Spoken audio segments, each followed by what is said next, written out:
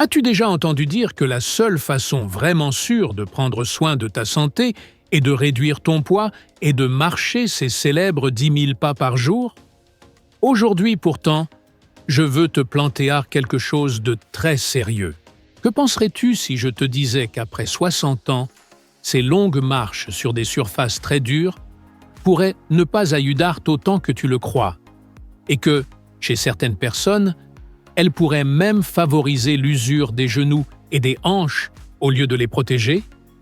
Si tu as déjà un cartilage détérioré, de l'arthrose, de la raideur en te levant ou des gênes persistantes, chaque pas sur un sol dur produit un impact que tes articulations doivent supporter. Te forcer à marcher tandis que tu ressens de la douleur n'est pas toujours synonyme de bonne santé. Parfois, cela peut se transformer en une souffrance silencieuse qui abîme lentement tes articulations. Mais je ne veux pas t'alarmer. Aujourd'hui, je vais partager avec toi une alternative que de nombreux spécialistes en traumatologie et en physiothérapie utilisent pour aider leurs patients à mieux bouger sans maltraiter leurs articulations. Il ne s'agit pas de rester immobile ni de renoncer à l'activité, mais d'apprendre à se déplacer de manière plus intelligente et plus respectueuse avec le corps. Dans cette vidéo, nous allons découvrir une routine simple, spécifique et soutenue par des études qui s'est révélée très utile pour renforcer le muscle du quadriceps, diminuer les gênes nocturnes et réduire le risque de chute, sans avoir à supporter des marches douloureuses. Si ton objectif est d'éviter des interventions chirurgicales inutiles et de conserver ton autonomie le plus longtemps possible, écoute attentivement. Pendant des décennies, nous avons entendu que marcher est la solution miracle pour tout. Et il est vrai que marcher est une activité basique, naturelle et très précieuse. Cependant, il existe un détail dont presque personne ne parle et qui change beaucoup la situation lorsque nous atteignons 60, 65 ou 70 ans. Il se passe quelque chose de similaire avec nos articulations. Les genoux et les hanches possèdent leurs propres amortisseurs, qui sont le cartilage et les ménisques. Quand nous sommes jeunes, ces structures sont épaisses, résistantes et élastiques. Mais avec les années, apparaît ce que l'on appelle la dégénérescence articulaire. C'est là que surgit le problème avec les marches très longues, sur des surfaces très dures. La physique est claire. Chaque pas que nous faisons génère une force d'impact qui arrive directement jusqu'au genou. Si tu avais une musculature très forte, ces muscles aideraient à absorber une grande partie de cet impact. Mais avec l'âge, apparaît quelque chose de très fréquent appelé sarcopénie. C'est pourquoi il est si important d'apprendre à bouger correctement, de protéger le corps et de consulter toujours des professionnels de la santé avant d'adopter des routines exigeantes. Ce que je veux te proposer aujourd'hui, ce n'est pas d'arrêter de bouger. L'idée n'est pas de s'arrêter, mais de modifier la stratégie. Nous allons, autant que possible, réduire le poids qui tombe sur les articulations. En travaillant assis, nous déchargeons une grande partie du poids du corps de nos genoux, ce qui permet de renforcer les muscles, d'améliorer la circulation et de stimuler la mobilité avec un impact minimal sur les articulations. C'est un peu comme réparer le moteur d'une voiture pendant qu'elle est au garage, au lieu d'essayer de le réparer alors que tu conduis à 100 km/h sur l'autoroute. Avant de te montrer le premier exercice, qui peut marquer un avant et un après dans la façon dont tes genoux se sentent, je vais te demander quelque chose de simple. Si un jour tu as eu l'impression que faire de l'exercice te causait plus de douleur que de bénéfices, soutiens cette vidéo avec un « j'aime ». Cela nous aidera à continuer à partager un contenu sûr, utile et responsable. Prêt ou prête? Construisons ensemble des jambes fortes et fonctionnelles. Premier exercice. Extension du genou. Nous entrons directement dans le travail. Cet exercice est littéralement l'un des outils les plus accessibles, simples et puissants pour prendre soin de tes genoux. On l'appelle extension isométrique du genou. Même si le nom peut paraître complexe, sa réalisation est très facile. Cependant, beaucoup de personnes le font de manière incorrecte. Pourquoi ce mouvement est-il si important? Tout se concentre sur le muscle quadriceps. Touche l'avant de ta cuisse. Ce grand muscle joue un rôle essentiel lorsque tu marches. Il ne sert pas seulement à étendre la jambe. Sa fonction principale est de donner de la stabilité au genou, d'éviter qu'il se plie au mauvais moment et d'absorber une partie des impacts. Quand le quadriceps est faible, le genou perd de la fermeté, devient instable, tremble, la douleur apparaît et le risque de trébuchement et de chute augmente. Et voici un autre point fascinant, le liquide synovial. Imagine qu'à l'intérieur de ton genou existe une sorte d'éponge avec un lubrifiant naturel. Le cartilage ne reçoit pas directement de sang, il se nourrit grâce à la pression et au relâchement produit par le mouvement. Lorsque tu fais cet exercice en position assise, tu génères un effet de pompage interne qui aide à nourrir l'articulation sans la contrainte de frapper continuellement le sol. Comment le faire correctement? La technique essentielle. D'abord, la posture. Ne t'assieds pas n'importe comment sur la chaise. Assieds-toi près du bord, garde le dos droit et la poitrine ouverte. Tiens-toi aux côtés de la chaise pour plus de stabilité. Maintenant, le mouvement. Imagine que ton pied pèse environ 20 kg. Soulève lentement la jambe droite tout en comptant mentalement jusqu'à 3. 1, 2, 3. Étends complètement la jambe ou autant que ton corps le permette sans douleur. Voici maintenant le grand secret, là où beaucoup de personnes se trompent. Lorsque la jambe est levée, ne la redescends pas tout de suite. Maintiens la position. Active fortement la cuisse. Sens comment elle se contracte. Garde cette tension pendant 1 à 2 ou 3 secondes. Ce moment est celui qui envoie le signal de renforcement au système nerveux et aux muscles. Ensuite, redescends la jambe avec la même lenteur que lorsque tu l'as levée. Ne la laisse pas tomber. C'est toi qui contrôles le mouvement, pas la gravité. Erreur que tu dois éviter. Bouger la jambe rapidement comme un pendule. Cela n'utilise que l'inertie, pas le muscle. Retenir ta respiration. Respire calmement. Inspire en descendant la jambe. Expire lorsque tu la montes et contracte. Te voûter. Garde le dos droit pour ne pas surcharger la zone lombaire. Réalise 10 répétitions avec la jambe droite et 10 avec la gauche. Si tu remarques un léger tremblement dans ta cuisse, félicitations. Ce n'est pas de la faiblesse. C'est ton système neuromusculaire qui s'active et réveille des fibres qui n'avaient pas travaillé depuis longtemps. Bouger avec intelligence, sans douleur inutile et en écoutant ton corps peut faire une énorme différence dans la façon dont tes articulations se sentent. Je veux partager avec toi l'histoire de Ricardo, un homme de 72 ans qui est venu en consultation assez découragé. Il vivait au 3e étage, sans ascenseur, et chaque escalier était pour lui une véritable épreuve de résistance. Cependant, il a décidé de s'engager avec l'exercice dont nous parlions et a commencé à le pratiquer 3 fois par jour. Une le matin, une après le déjeuner et une autre pendant qu'il regardait les informations. Il n'a pas eu besoin d'haltères ni d'appareils compliqués. Il a simplement utilisé le poids de sa propre jambe. Après environ 6 semaines de constance, Ricardo descendait les escaliers avec légèreté et sans peur. Ce n'était ni de la chance ni de la magie, mais de la discipline, de la patience et l'incroyable capacité du corps lorsqu'il est entraîné correctement.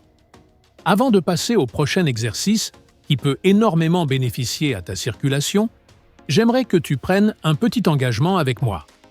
Écris dans les commentaires le mot « quadriceps ». Ainsi, je saurai que tu es prêt ou prête à l'essayer et que tu feras partie de ce changement positif. J'adorerais voir ces commentaires pleins de motivation. Deuxième exercice. Élévation des talons. Nous allons maintenant concentrer notre attention sur les chevilles et sur les muscles du mollet. Cet exercice est vraiment important et peut faire une différence notable pour ta santé. Il s'agit des élévations de talons en position assise, ciblant les jumeaux et le muscle solaire. Beaucoup de professionnels de la santé appellent ce groupe musculaire le « cœur périphérique », car il remplit une fonction essentielle. Pense à ceci. Le cœur se trouve très loin des pieds. Le sang descend facilement grâce à la gravité, mais remonter vers le cœur exige un effort constant. Lorsque nous sommes actifs et que nous marchons, les muscles du mollet se contractent et aident à renvoyer le sang vers le haut, agissant comme une pompe naturelle. Cependant, lorsque nous vieillissons ou passons trop de temps assis à lire, regarder la télévision ou simplement sans bouger, ce système perd de son efficacité et le sang peut s'accumuler dans la partie inférieure des jambes. Qu'est-ce qui apparaît alors le plus souvent? Gonflement des chevilles, sensation de lourdeur, picotement, crampes nocturnes et, dans des situations plus délicates, des problèmes circulatoires que personne ne souhaite vivre. Cet exercice agit comme un outil fantastique pour prévenir cette stagnation. Et le mieux est que tu peux le faire en discutant, en écoutant de la musique ou en regardant ton programme préféré. Comment le réaliser correctement? Position initiale. Place les 2 pieds complètement appuyés au sol, séparés approximativement à la largeur des hanches. Les genoux doivent rester alignés au-dessus des chevilles, formant un angle proche de 90 degrés. Exécution. Sans décoller la pointe des pieds du sol, élève lentement les talons aussi haut que possible, comme si tu voulais te mettre sur la pointe des pieds, mais en restant assis. Point maximal. Lorsque tu atteins la position la plus haute, arrête-toi un instant et sens comment les muscles du mollet travaillent. Descente. Redescends les talons avec contrôle jusqu'à les poser complètement au sol. Rythme. Ici, nous recherchons un mouvement un peu plus dynamique que dans l'exercice précédent, mais toujours conscient. Monter, courte pause, descendre et répéter. Variante plus exigeante. Si tu remarques que l'exercice te semble trop facile, place tes mains sur tes genoux et exerce une légère pression vers le bas. De cette façon, tu ajoutes de la résistance et tu fais travailler les muscles de manière plus intense. De plus, ce mouvement possède un autre avantage très précieux. Il aide à améliorer l'équilibre. Les muscles autour de la cheville sont les premiers à réagir lorsque nous trébuchons. Des chevilles fortes peuvent transformer un faux pas en simple frayeur, tandis que des chevilles faibles augmentent la probabilité de chute. En le pratiquant assis, tu entraînes ces réflexes protecteurs de manière sûre. Je vais te raconter quelque chose de bref, mais très illustratif. Je suivais une patiente appelée Maria, qui arrivait toujours inquiète parce qu'en fin d'après-midi, ses pieds enflaient tellement qu'elle ne pouvait plus mettre ses chaussures. Je lui ai recommandé un remède naturel basé sur le mouvement. Réaliser environ 30 élévations de talons chaque heure pendant laquelle elle restait assise. Après seulement 1 semaine, elle m'a appelé avec enthousiasme pour me dire « Docteur, j'ai pu remettre mes chaussures préférées. » Et elle avait raison. Lorsque tu aides ton corps, la circulation répond. Si tu connais quelqu'un de proche, qu'il s'agisse d'un membre de ta famille ou d'un ami, qui souffre de pieds enflés, de sensations de froid ou de fatigue dans les jambes, partage cette vidéo avec cette personne. Tu as le bouton de partage sous la vidéo et tu peux même l'envoyer par application de messagerie. Tu offriras une information qui favorise la santé vasculaire. 3e exercice. Marche militaire assise. Nous avons déjà travaillé les genoux et aussi la circulation. Il est maintenant temps d'activer le système principal, le cœur et les poumons. Beaucoup de personnes pensent que pour faire un exercice cardiovasculaire, il faut courir, se fatiguer et finir essoufflé. Ce n'est pas vrai. Le travail cardio consiste simplement à augmenter de façon contrôlée la fréquence cardiaque afin de mieux oxygéner tout l'organisme. Et oui, on peut y parvenir parfaitement en restant assis sur une chaise, sans risque de faux pas ni de chute. Ce mouvement est connu sous le nom de marche militaire assise et il a un avantage supplémentaire incroyable. Il améliore la coordination entre le cerveau et le corps. Avec le temps, les réponses neuromotrices peuvent devenir plus lentes. Il t'est sûrement déjà arrivé de vouloir réagir rapidement et que ton corps mette 1 seconde à répondre. Cet exercice utilise un schéma croisé. Bras droit avec jambe gauche, puis l'inverse. Tu n'entraînes pas seulement le corps, tu stimules aussi des fonctions cognitives. Comment réaliser cette marche de longévité? Préparation. Assieds-toi près du bord de la chaise pour avoir une bonne liberté de mouvement. Garde le dos droit et l'abdomen légèrement activé. Mouvement. Élève le genou droit vers le haut, tout en levant en même temps le bras gauche vers l'avant, comme si tu étais en train de défiler. Puis abaisse et change de côté. Genou gauche et bras droit. Respiration. Il est essentiel de ne pas bloquer la respiration. Essaie de garder un rythme confortable. Inspire pendant 2 mouvements et expire pendant les 2 suivants. Intensité. À quelle vitesse le faire? Utilise le test de la parole. Tu devrais pouvoir dire une phrase complète sans manquer d'air, mais il te serait difficile de chanter. Ce niveau est idéal pour travailler le cœur et favoriser la combustion des graisses. Essaie de maintenir l'exercice pendant environ 60 secondes en continu. Cela peut paraître peu, mais vers 40 secondes, la plupart des personnes commencent déjà à ressentir une chaleur interne. C'est le signe que le métabolisme s'active et que le corps commence vraiment à travailler. Une erreur importante à éviter. Ne frappe pas le sol violemment lorsque tu poses le pied. Essaie d'appuyer d'abord la pointe, puis le talon, doucement et de manière contrôlée. Nous voulons des mouvements fluides, sans impacts inutiles. Si tu te sens avec de l'énergie, augmente la participation des bras. Plus tu les bouges, plus la demande d'oxygène augmente et plus le bénéfice cardiovasculaire est grand. C'est comme avoir une machine d'exercice à la maison, mais sans dépenser d'argent. Et avant de continuer, une petite invitation. Si cette routine pratique, claire et sans remplissage t'est utile, assure-toi de t'abonner à la chaîne. Seulement environ 30% des personnes qui regardent ces vidéos sont abonnées. Et je ne veux pas que tu rates les prochains contenus sur les habitudes et l'alimentation qui aident à réduire l'inflammation. Rejoins la communauté et continuons d'avancer ensemble. 4e exercice. S'asseoir et se relever. Le roi de l'autonomie. Nous sommes arrivés au mouvement vedette, à l'exercice que je choisirais sans hésiter si je ne devais en garder qu'un seul. Si quelqu'un me demandait « Je ne dispose que de 2 minutes par jour, que devrais-je faire ?» Ma réponse serait celle-ci.